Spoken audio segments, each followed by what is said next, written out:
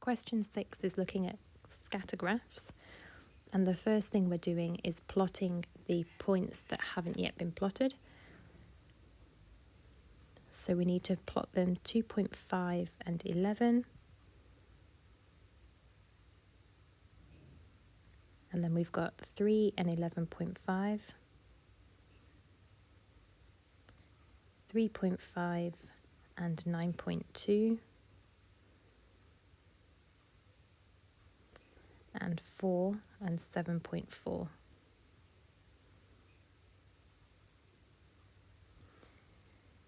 So that's the first part, and then we need to, on the next page, explain the correlation that's shown in the scatter graph.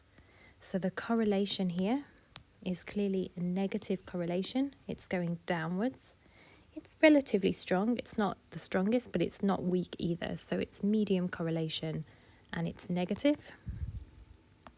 So negative is the word that we're looking for here. Then we need to find an equation for the line of regression. So we do this on our GDC.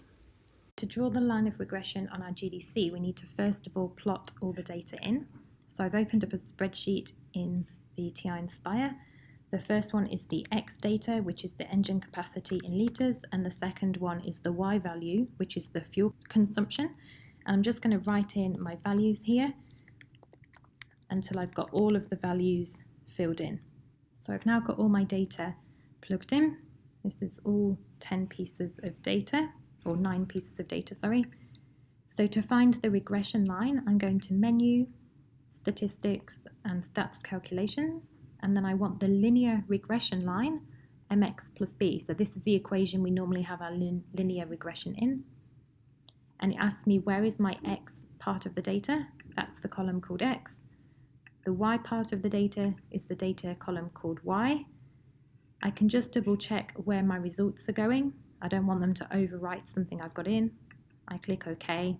And the linear regression line is mx plus b, where m is minus 2.84419 and b is 19.0323. If you need it, there is also the r value here, should the question ask for the r value. So now that we've got that, I can then write that back into the exam paper. So we're going to have as our final answer minus 2.84x plus 19.0, which we've found there on the GDC.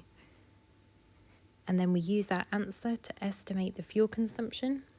So the engine capacity is 2.8, and the engine capacity was the x value. So we're trying to find y when we know x. So using my line of regression, y is equal to minus 2.84 times 2.8 litres. That's my x value, the fuel capacity. And then I'm adding on my 19.0. And then that gives me my final answer,